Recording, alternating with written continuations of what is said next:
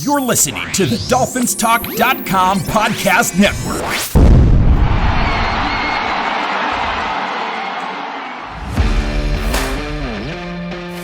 Welcome to Dolphins Talk Weekly, your one-stop audio breakdown of all of this week's Miami Dolphins news.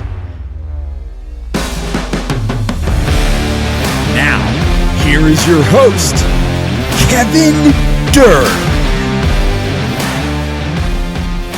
Happy Monday, Dolphins. Welcome to another victory edition of Dolphins Talk Weekly. I am your host, Kevin Dern.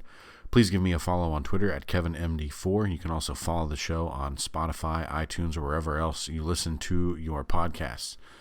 Recording this on Sunday night. You're listening to this on Monday, an historic day for our beloved Miami Dolphins as they absolutely thrashed the visiting Denver Broncos 70-20. And that's what we're going to talk about on tonight's show.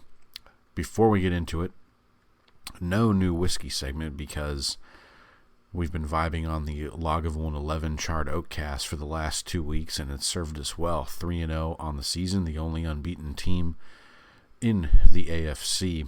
So here's our Victory Monday sip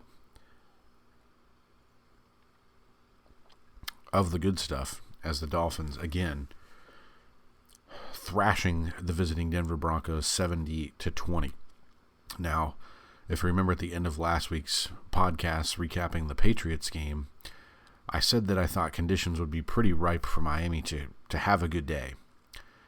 Did not expect it to be this good of a day.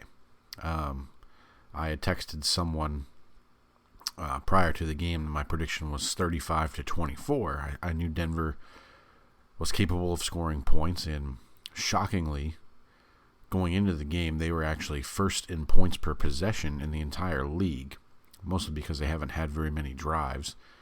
But it didn't matter. The Dolphins took care of business. This game was over in the bag by halftime. And just to provide some historical context to this is from ESPN's Marcel Louis-Jacques article recapping the game. So, one quick factoid, the Dolphins have scored 130 points through 3 games so far this NFL season. That is the second most in NFL history through a team's first 3 games. Only the 1968 Dallas Cowboys had more with 132. The Dolphins today are the first team in NFL history to record 5 passing touchdowns, 5 rushing touchdowns in the same game, and the second team to record more than 700 yards of offense since the Rams did so in 1951. That Rams team put up 735 yards of offense, 9 more than the Dolphins' 726. And the Dolphins were the second team to record 300 rushing yards and 300 passing yards in the same game, according to ESPN Stats and Information Research.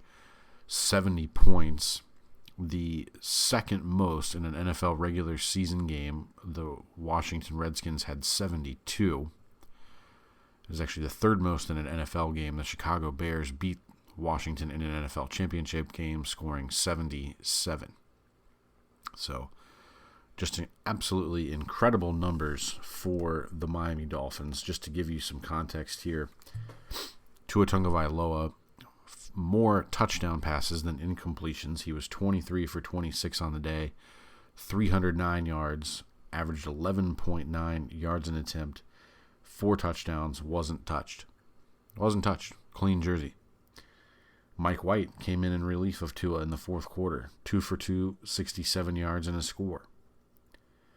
Devon Achane, 18 carries, 203 yards, 11.3 yards per carry, and 2 touchdowns. Raheem Mostert, 13 carries, 82 yards, 6.3 per carry, and 3 touchdowns. Even Chris Brooks got in on the action, 9 carries for 66 yards. Receiving, Tyreek Hill, 9 catches, 157 yards. That's 17.4 per reception and a touchdown. Raheem Mostert, 7 for 60 and a touchdown. Devon Achane, 4 for 30 and 2 scores. Robbie Chosen, 1 for 68 and a score. Braxton Berrios, 2 for 33. Durham Smythe, 1 for 15. River Craycraft, 1 for 13. Just absolutely incredible. Javon Holland, 2 forced fumbles on the day. Emmanuel Ogba, a sack and an interception. Contributions from everywhere. The Dolphins' points per quarter. First quarter, 14. Second quarter, 21. Third quarter, 14. Fourth quarter, 21. 5 rushing touchdowns, 5 passing touchdowns on the day. Absolutely incredible display of firepower.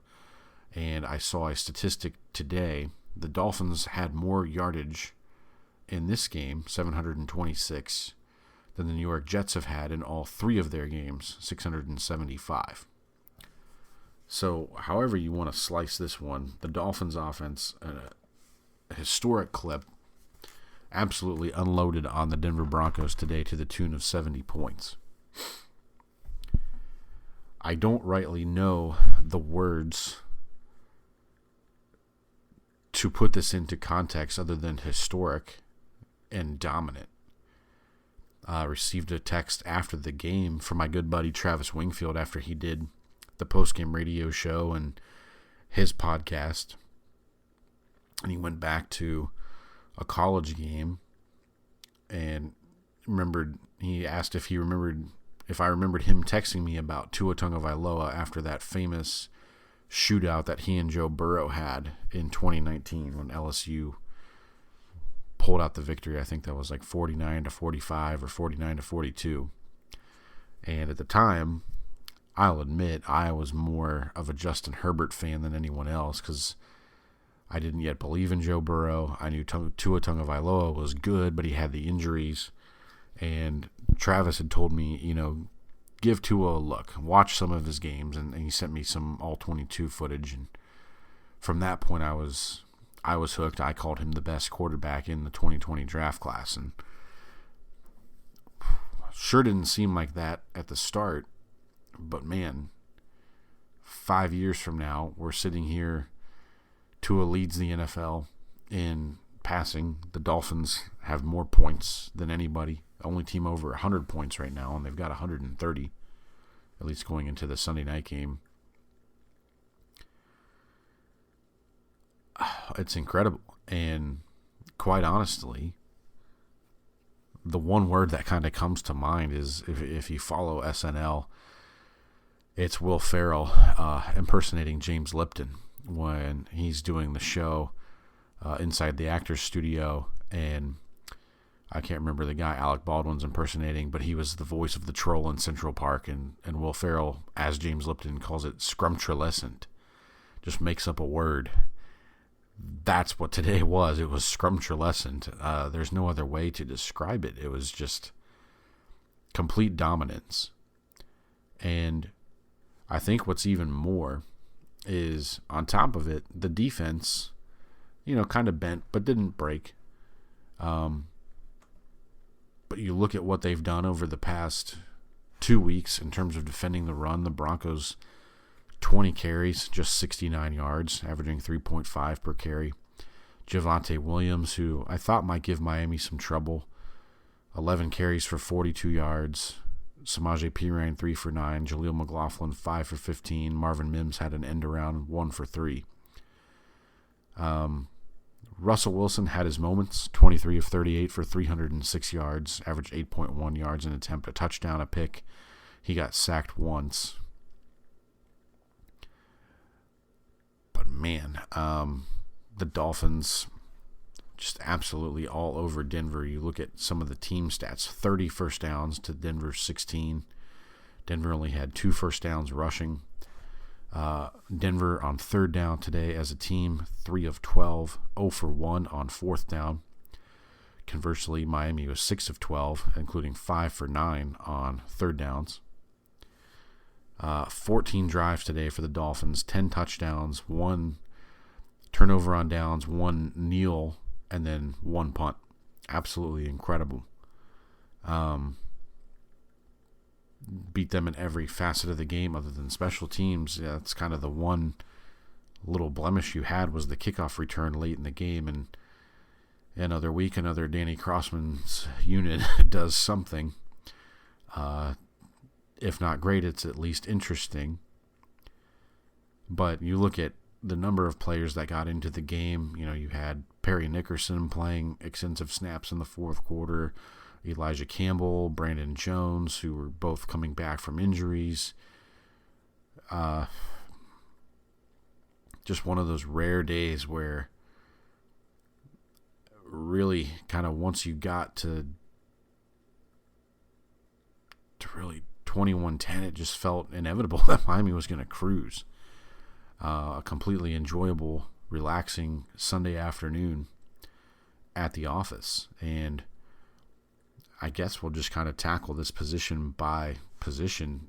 Tua was brilliant.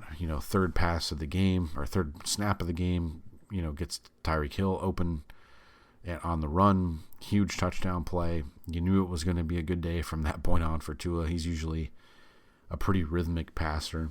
And the ground game, lots of stuff. You've got guys coming in orbit motion that end up as lead blockers on end arounds. You've got reverse handoffs. You've got inside handoffs, reverse pivot handoffs.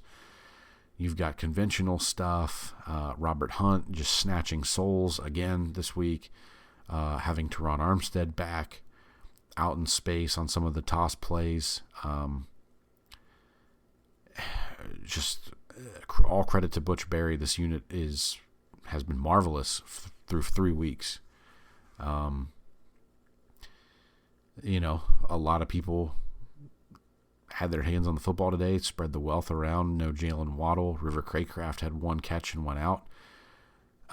Durham Smythe had one catch and then was injured. Didn't really play a bunch of snaps. Julian Hill got some extensive run time. Some good and bad there. He got completely abused on the Alec Ingold quarterback sneak play. With Durham Smythe in there, that probably goes for a first down. But didn't matter today. When you win by 50 points in the NFL, you've done a lot of things right. Defensively, I think Sealer, Wilkins, Davis, Deshaun Hand, even Brandon Pilley late in the game, kind of things are back to normal on the interior. You didn't get a ton of pressures from the outside guys, Chubb, Phillips, Van Ginkel, Agba. You got some late when it mattered. You got some timely blitzes that kind of forced Russ off of his spot. I think that's one area that Miami still needs some improvement on. You need to get more one-on-one wins from your edge guys. Now, I will say, credit where credit due, you didn't let Russell Wilson break the pocket and start running and scrambling and making plays off script. So good job there. I have to wonder how much of this was by design and not how much of it is just a performance thing. Guys, keeping in rush lanes, not getting super deep up the field, etc. I also thought the use of the linebackers was much better today between David Long, Jerome Baker, and Andrew Van Ginkel. Van Ginkel got reps both as an edge guy and as an off-ball guy. They got David Long more reps as an off-ball guy, even in some of the nickel stuff. So better balance there. Would still like to see David Long be that 3-down guy rather than Jerome Baker. But, it's a long season. There's a work in progress for everybody. And, Miami from week 1 to week 3 has made pretty big strides in improving the run defense. In the back end, they didn't really test Xavier Howard much. I thought Kader Kohu had a pretty solid game all around. Tough assignment drawing Cortland Sutton, who's got height, weight, and speed advantages all over him. Javon Holland, pretty impressive. And one guy who I think has kind of gone unheralded, but has played really well through 3 games is Deshaun Elliott.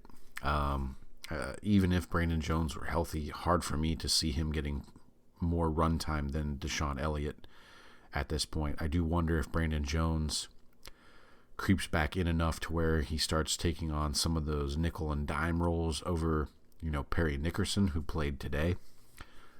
Interesting that Cam Smith was a healthy scratch today. Eli Apple in the concussion protocol. Jason Sanders didn't have to do a whole lot, 10 extra points. Would have been interesting to see him kick that field goal there at the end. It was less than 50. Should be an automatic one for him. Jake Bailey had one nice punt. You also noticed Jake Bailey had at least one kickoff. Something he did in New England, but he did it once today. I think it was right before or right after halftime. Jake Bailey did it instead of Jason Sanders. Again, you had the coverage snafu on the kickoff, but hard to complain when you win 70-20, and I credit the second team of the defense as well for coming up big. They didn't give up any garbage time yards or points in the game. Obviously the kickoff return, but what a day. Still kind of at a loss for words other than dominant and scrumptious-lescent and historic. Wow. What a performance. I think the one thing you monitor coming out of this game were some of the injuries. Connor Williams kind of had his ankle rolled up on one of the long runs by A-Chain. Obviously, Jalen Waddle in the latter stages of the concussion protocol wasn't cleared for today, but sounds like he'll be good for Buffalo. River Craycraft got his shoulder driven into the ground. As someone who's had a shoulder surgery and multiple shoulder injuries, that one didn't look too good. That looks like a labrum or an AC joint sprain. Hopefully he's okay. Hopefully it's not that bad. And then Durham Smythe got checked out. Didn't play much, but didn't have to. And then Jalen Phillips was dressed for the entire second half, but didn't play because of an oblique injury. You wonder if that's kind of an extension of the back spasm stuff. Hopefully you get those guys back for Buffalo coming up this week. But again, huge credit to the Dolphins coaching staff. Sorry if I sound repetitive. It's just I have never seen a performance like that at the NFL level. I can remember some high-scoring, potent games. There was the Chiefs-Rams on Monday night a couple years back. I can remember, I think it was during the Andy Dalton era in Cincinnati, they had a game versus the Browns that was 58-48. I remember some of the shootouts that Dan Marino had. I remember 62-7, but I felt like that was more turnovers and defensive scores and stuff than what we saw today from the Dolphins offense. That was just something else on another level. And I think you look at how Miami's been able to play kind of three different types of games through 3 weeks. You had the back and forth shootout against the Chargers in week 1. You had arguably the greatest defensive mind we've seen in the NFL history trying to take away what you specifically do the best, and how McDaniel and Tua and the offense countered to that and won a hard-fought road game in the division. And then you had a game where everything clicked on all cylinders. I mean, the only post-Marino game I can think of like this was when Dan Campbell took over in 2015. Miami put up 41 points in the first half against the Houston Texans. But I remember Rashad Jones for sure had a pick six. He might have had another defensive score in that. But that was just a half. And they kind of let their foot off the gas, and the Texans got back and scored 26 points. Today wasn't that. Denver never had a shot. Quite frankly, surprised that Sean Payton left Russell Wilson in as long as he did, because he started taking some hits. Christian Wilkins rocked him one time. I believe Bradley Chubb and Andrew Van Ginkel both had pretty decent shots on him. He had the pass deflected and picked off. Took the sack from Ogba. I listened to some of the post-game locker room stuff from Denver. It is not a good situation there, and I think for Sean Payton, who, I think is somewhat overrated. He always had Drew Brees in New Orleans, but, kind of every other year was 8-8. Never could build a consistent winner there. And then calling Nathaniel Hackett's job one of the worst coaching jobs in NFL history. Well, today was one of the worst defeats in NFL history for the Denver Broncos. If you watch Sean Payton's post-game remarks, he gets pretty spicy with one of the reporters. Haven't checked in on Dangerous Russell Wilson yet. That ought to be entertaining as hell. That cat's weird as hell. But yeah, that's funny. And then you look around the division, New England and the Jets, playing a pillow fight in the rain. The Jets falling to 1-2, the Patriots moving up to 1-2. I don't really see a threat from either of those teams. So that brings us to kind of our mini preview, and it's mini this week because normally I would try and do some research on the team on Sunday night and record later on or Monday. But I will be attending the Bengals-Rams Monday night game tomorrow night, and then I have to head out to Chicago on Wednesday for a business trip for work. But don't worry, we will be back to record a podcast after the Bills game next Sunday, which this feels like it could be quite a huge divisional matchup. Obviously, Miami went to Buffalo twice last year, lost in the regular season, lost in the wild card round.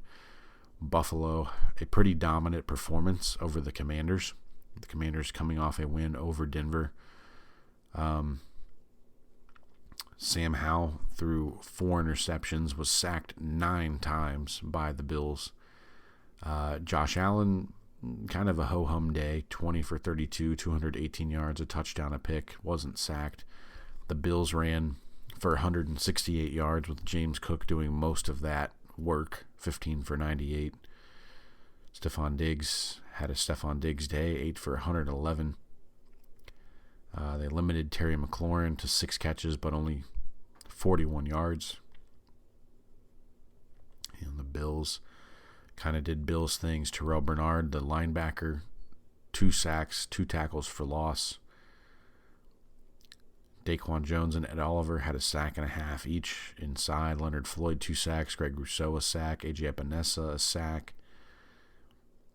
A.J. Epinesa, an interception return for touchdown. Tre'Davious White, Micah Hyde, Terrell Bernard, all with interceptions. So, sounds like a pretty dominant day for Buffalo. And you look at this game, stayed close until the fourth quarter. It was 16-0 going into the fourth quarter. And then Buffalo puts up 21. They win 37-3 over the Commanders. And Buffalo, prior to that, put a whooping on the Raiders 38-10. They lost the season opener, obviously, to the Jets 22-16 on Xavier Gibson's punt return for a touchdown. But you look at the standings right now, Buffalo right there. They're 1-0 at home. They're 1-1 in the conference, 0-1 in the division. You've got a chance to really separate yourself from that pack if you can get to 4-0 with a win in Buffalo. The Bills obviously playing some stingy defense, just 35 points allowed through 3 games. And looking through these numbers here, going into the Monday night game, which, unless the Rams or Bengals have a massive day, the Bills are second in the NFL in points scored with 91. Just one ahead of San Francisco, who has 90. So, this is a heavyweight matchup. Feels like it deserves more than a 1 p.m. kickoff. And quite frankly, playing at 1 p.m. in Buffalo on September 31st, or what'll that be, October 1st, excuse me, September does not have 31 days, so October 1st in Buffalo, in Orchard Park, New York, just doesn't feel like the suitable atmosphere that this heavyweight fight needs. I think clearly the big change in how this game is going to play out, going back to last year, the defense you saw in the road game late in the year, the Saturday night game, and then the defense you saw in the wild card game was much more of the standard Brian Flores, Josh Boyer defense. Very aggressive, lots of cover 0 and cover 1 and cover 3 with complicated blitzes all over the place, trying to get Josh Allen off his spot, and he kind of torched it. The game plan we're likely to see from Vic Fangio is going to mirror much more closely what the Dolphins did in Week 3 last year in Miami when they beat the Bills. Essentially, you're going to surrender some yards here, but with Fangio, you're not going to try and give up anything over the top. You're going to try and make Josh Allen do what he hates doing and go 10, 12, 15 play drives up and down the field, death by 1,000 paper cuts. Tip your cap to him if he can do it, but it feels like that is more the game plan that you're going to take. Shut down the run, keep Allen in the pocket, which always seems to be a challenge for the Dolphins. Don't let him scramble. He had, I think, 3 runs for 46 yards today against Washington. That game plan feels much more like what you're going to see. And since it's still Sunday night as I'm recording this, we don't have any injury information as far as next week goes. But I would imagine Vic Fangio's defense is much better suited to replicate that type of game plan we saw back in Week 2. And if you remember in Week 2, Josh Boyer came out. The first 2 drives was aggressive with the cover 1 stuff and the cover 0 blitzes. Josh Allen shredded it, put up 14 points. Then Boyer backed off. He started calling everything in the book. He called invert 2. He had Tampa 2 stuff. He had quarters, cover 5, cover 6. Everything that they have in that playbook, he called. And the Bills' offense, after those first 2 drives, only put up 3 points the rest of the game. This will be a lot like that. And this is going to be one of those games where you have to be efficient with the football. I think if Miami's able to run the ball the way that they did, or close to it against New England, against Buffalo next Sunday, that's going to be a huge thing. Buffalo, for whatever reason, has always defended Tua fairly well. Kind of the same strategy. You don't want to, they put a tent over the top. They don't want to get beat deep. It has happened, obviously. You recall the big passes to Jalen Waddle, especially last year, in I think all of those games, whether they were from Tua or from Skylar Thompson in the playoff game. Waddle had ample opportunities to get open deep and connected on some of those. So that's kind of the game plan Buffalo has, is eliminate Tyreek Hill, make you beat him on the ground, make you beat him with Waddle and everybody else, and may the best team win. A road win in Buffalo would be a massive statement for the Dolphins to maintain that undefeated mark, to be 2-0 in the division after 4 weeks would be incredibly huge. I don't really feel like I have much more to say about that game. I feel like this is kind of the first litmus test game you're going to have for Miami is at Buffalo. I think the games against the Eagles and the Chiefs, the 2 Super Bowl participants from last year, more litmus test games. But after this week, you only have 4 true road games left in the entire season. So, good things all around for the Dolphins through 3 weeks, 3-0. Let's hope that Week 4 this year is better than it was last year for Miami. You all remember what happened in the Thursday night game in Cincinnati after the Bills win. This week, Week 4, is the Bills. So, to that I say, tip of the cap to Mike McDaniel and Tua and the entire staff, the entire roster today for the monumental ass-kicking delivered to the Denver Broncos, a 70-20 win. Another sip of our Lago 111 to that. I hope you all enjoyed that game. Please have a great week. You can follow me on Twitter at KevinMD4. You can follow the show at iTunes, Spotify, or wherever else you listen to your podcasts. A hearty fins up for the 70-20 shellacking of the Broncos.